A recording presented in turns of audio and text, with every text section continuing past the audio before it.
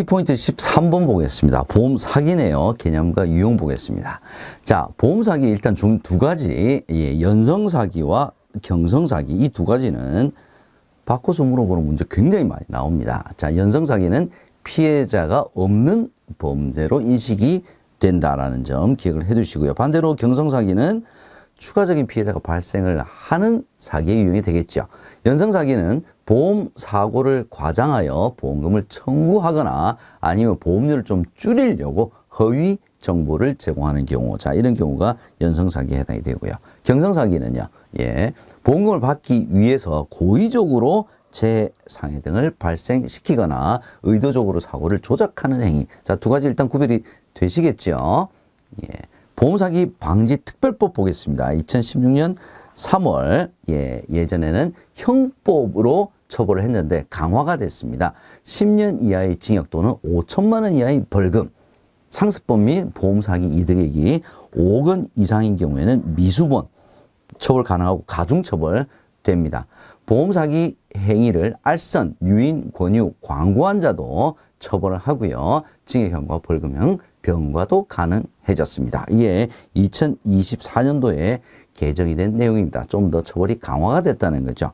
자, 이런 보험 사기는 입증이 되게 어렵습니다. 특히 생명보험 같은 경우에는 사고 발생 시점과 보험금 청구 시점이 갭이 좀 있죠. 입증이 곤란합니다.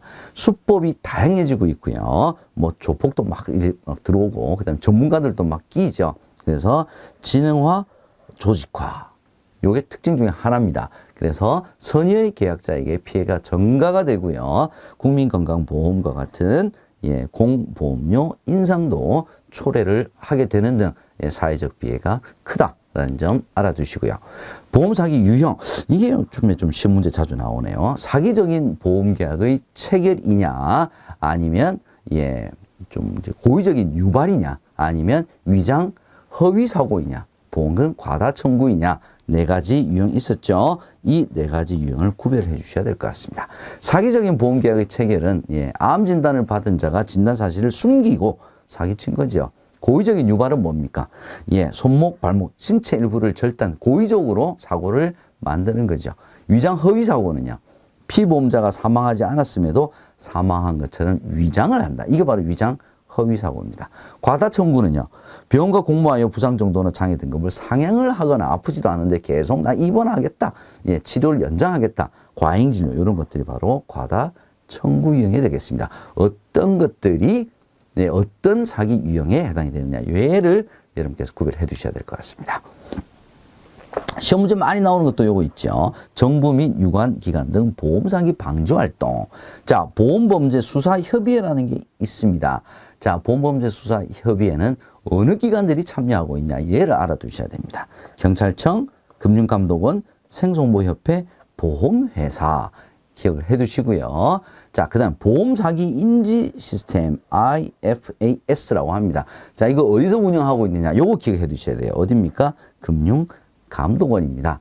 그리고 금융감독원에서는 건강보험심사평가원과 업무협약을 통해서 의료기관의 정보를 공유를 하죠. 그래서 뭐 과잉진료라든지 아니면 진료하지 않았는데 진료를 했다고 이렇게 사기치는 거, 이런 것도 다 이제 적발하는 시스템인 거죠.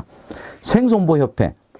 아무래도 우리 시험이 생보협회에서 많이 주관하고 있기 때문에 생송보협회와 관련된 내용들은 시험 문제 나올 수 있다는 점 기억을 해 두시기 바랍니다. 생송보협회에서는 보험사기 취약계층에 대한 교육, 그 다음에 홍보, 그죠? 요런 거 많이 한다. 요거 반드시 기억을 해 두시면 좋을 것 같고요. 2023년 9월 달에 중복 과다보험 방지 인수심사 가이드라인을 제정을 해서 인수심사를 강화를 했다라는 게 올해 새롭게 추가된 내용이다. 기억을 해 주시면 될 것 같습니다. 보험범죄신고센터도 굉장히 시험 문제 자주 나오는 거죠. 어디서 운영하느냐, 얘도 감독원과 보험회사다. 얘를 반드시 암기를 해 주셔야 될 것 같고요. 보험회사에서는 SIU라고 하는 보험사기 특별조사반을 운영을 하고 있습니다. 자, 그 다음에 보험업법상 계약자, 모집 종사자의 보험사기 행위를 금지하는 법률적 체계가 이미 마련이 되어 있습니다. 법률적 체계가 마련되어 있지 않다. 이거 다 틀린 지문이에요. 보험계약전 2008년 보험 설계사 등 업무 종사자는 2014년 그래서 법률적 체계는 이미 마련이 돼 있다. 그 다음에 공민영 보험 공동조사 협의회라는 게 있습니다. 금융감독원, 건강보험관리공단, 생손보협회가 참여해서 운영을 하고 있다. 알아두시면 좋겠습니다.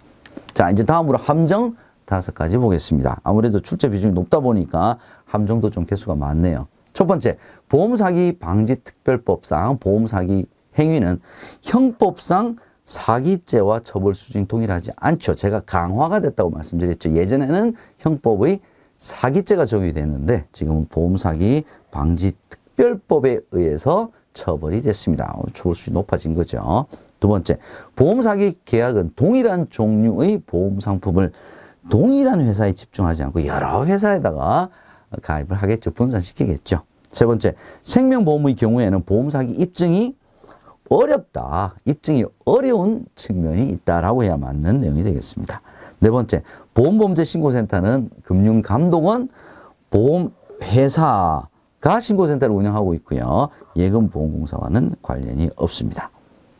마지막 보겠습니다. 보험회사는 보험사기특별조사반 설치해서 운영하고 있죠. 맞네요. 금융감독원의 보험사기 대응단 및 생손보협회 관련 부서 유기적인 협조체제를 갖추고 있습니다. 여기까지 다 맞네요. 그런데 보험사기를 처벌하는 거 아니죠. 보험회사가 처벌하는 행위를 하지는 않는다는 점 기억을 해 두시면 좋겠습니다.